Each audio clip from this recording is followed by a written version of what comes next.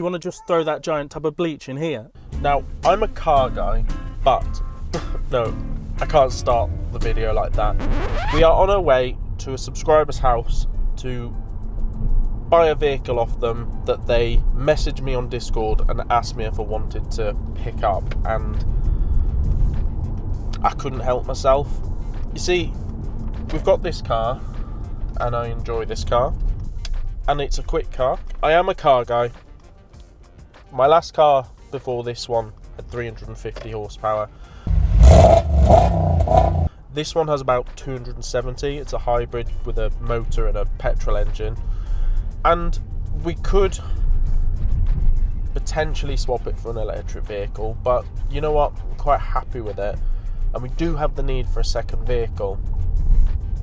And because I do want to go electric, but I'm also not ready to give up my petrol entirely, it feels like the next best option, which will actually be more useful to us, is to have a second car in the family that is entirely electric, that's our town runabout.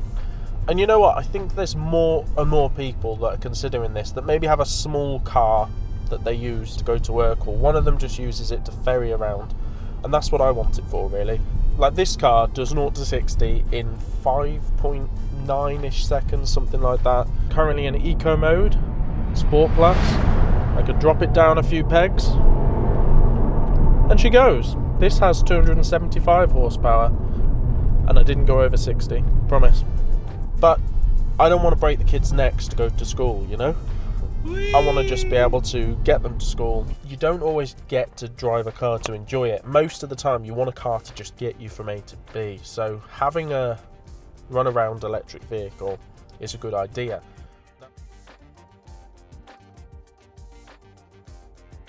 Now, this subscriber reached out to me and we've come to an agreement on £600 for this electric vehicle, but it's going to need some work. The work it needs actually fits the channel. So it's an electric vehicle that doesn't have a battery. To me, that feels like a perfect opportunity for the channel because it gives me a chance to upgrade and adapt. Now, I am holding off the reveal of this car. They started these vehicles in about 2011, I believe, and they've progressively upgraded them since then, but I would consider them a bit behind in battery technology now, if that gives any clues to anybody. But they're considered pretty reliable electric vehicles. Any clues? What electric vehicles can you think of that you could buy for £600 without the battery? You probably can't think of anything electric that you can buy for £600 other than maybe a kid's scooter. But no, this is a car. Maybe you're thinking something like the E-Up or something like that. It's a little bit more family friendly than a tiny car. It's more of a family car, really. It's still in production now and is probably one of the most sold electric vehicles across Europe, and it's Japanese. Does that narrow it down? Okay, I'm following my sat nav, left here. Now, I've not really done much in the way of research for this car. We'd had a bit of a chat back and forth. I trust the subscriber, so based on what he said, I said, yes, I will have that. I will snap that up and take that off your hands. I'm here. It's not in the place it was parked, but that is his electric car. He said I can pull on the drive. Now, we've never met in person, so... Okay, I shall see you in a minute. So, I can see the car now. This is the first reveal to everybody. Yes, it's a Nissan Leaf. It had to be a Nissan Leaf that spent the last 6 months parked in this spot absolutely lifeless. So you've convinced me to buy your Nissan Leaf, hey? Yeah. It didn't take much convincing though, did it really? A little bit more twisting. I've not looked at this, have I? So why don't we have a little look round and see what we got? So we'll pop a battery in, which will allow us to open the charge port and the boot around the back. But it's looking pretty clean. You cannot complain for £600, even if it is missing a battery. A 9-year-old Nissan Leaf missing a battery is perfect. What are you on about, Andrew? Well, these vehicles came with a 30 kilowatt hour battery, which doesn't give a massive range. Most of these batteries have degraded somewhat since they're an earlier technology, usually with only a cell or two letting the entire pack down. So James has effectively saved half of the job for me by removing the rubbish battery and left me a nice big space to put in an upgrade. Thanks for doing the hard work, James. This does raise the question, what did he do with that battery? So we'll find the puncture. Possible it's the valve. Still got a load of tread. With our 12-volt battery reconnected, we can hear all of the Nissan Leaf's bings and bongs in Is it real a foot life. on the brake? You don't need it for the accessories.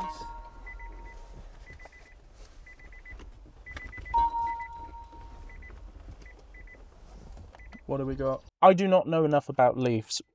Dials at the top, is that considered the battery health? Or that's... Your battery health will be over here. So Yeah. between 0 and 1 you'll get 12 bars. So 12 is between 100 and about 90%. And then each, as your battery degradation goes down, you lose the bars. Going down here, and then there's a second bar which is your battery charge, which sits next to that, which will be obviously scaled to what's actually in the battery. Okay. I don't know about you, but I don't know any other vehicles that report how much the battery's dying on them. Yeah. That's just a Nissan thing, isn't it? Nobody tells you how much the Nissan Leaf bings and bongs and makes noises at you. I've discovered the Leaf Spy Pro app and its ability to turn off the outside sounder permanently, so I can put away my sledgehammer, hey? I cannot think of any other vehicle where it tells you how much your battery is degraded. Yeah, apparently it was a design choice because of all the questions that people were saying, well, how long is this battery going to last? How am I going to know? Is it going to die after 5,000 miles? Yeah. And so Nissan's solution was, well, we'll put it right in front of you. So every time you get in the car, you can see, we're being really honest about it. We'll tell you exactly what it's doing right there and then. So you haven't got that worry, and you can't have that concern of, oh, well, is it going to last this far? Because every car you get in, you can have a look and go, yeah, it's still at 80%. Yeah. Which I'm not sure if that can be spoofed now as well. But it'd be quite nice to not have that display. I don't know, it just feels weird to know how much your battery's wearing out. 107,000 miles. So what have we got down here? What's this? You've got a USB, which apparently does something if you plug an iPod into it. Okay. I don't have an iPod, so I wouldn't know. That's an aux in, just a standard Okay. 3.5mm jack. Yeah, for your music. Heated seats, another nice feature. Front and back. They got back ones as well. The rear heated seats are very nice. I don't know too many cars that have that in. That's to make you basically avoid putting on the heating and keep the range up. Yeah, so the heater kills the range. So don't put the heater on, put the heated seats on, put the heated steering wheel on, and put a hat on. But you did say that this has a heat pump, did you? It does have a heat pump, so it's less bad than the earlier ones that were just purely resistive heat. Which I'm liking that. We got a split display as well on this. As I say, Leafs are entirely new to me. Lots of buttons on there. We've got an eco button. It's all electric windows. What do we got down here? So one of those is the heated steering wheel. Oh, heated steering wheel as well. Okay. And turning off traction control. And turning off the road noise, because this car is, before they made it a mandatory requirement that you had the road noise below 20 miles an hour. I will be I'll be turning that off. CD player. Oh, okay. Welcome to. Well hidden away, that, isn't it? Let's see if there's a CD in there. What I like about the Leafs is because they are so popular, or have been so popular, there's so many options for little hacks that people have done with them. So what happened to the battery in this vehicle? It has somewhere around 60% of its original capacity. James, like me, follows the Battery Emulator project, which supports connecting EV batteries to solar inverters. James has got himself a Fox inverter and is running this battery in a second life setting with only a few kilowatts going back in and out of the battery. He described it as taking an old racehorse, putting it in a meadow, and only occasionally asking for it to have a kid ride on its back. He's able to make full use of the solar that he produces in abundance in this time of year. Previously, he wouldn't have been able to do that, and he's seeing, in March 2025, around £80 a month in savings. Nice. So you've just shown me there on your Octopus account that your trend is going down because you're able to use your solar up more. Yeah. Because of the battery. So the battery is able to store the solar, which you're able to gain fit from as well. Yeah. And And that peak time, that kind of 5 till 7 when you're cooking your tea, if I go back to before the battery was done, there'd be a big spike, the oven comes on, the hobs go on, we're cooking for an hour or so, and now that's just, it's just flat and steady. Yeah. Because it's just using the battery. I reckon already turning the batteries on halfway through March, we've saved 80 quid on our electricity bill. So you are just basically really trying to look after this battery and the rest of its life. Yeah. And it's a bit of an experiment, now that I know that this is working.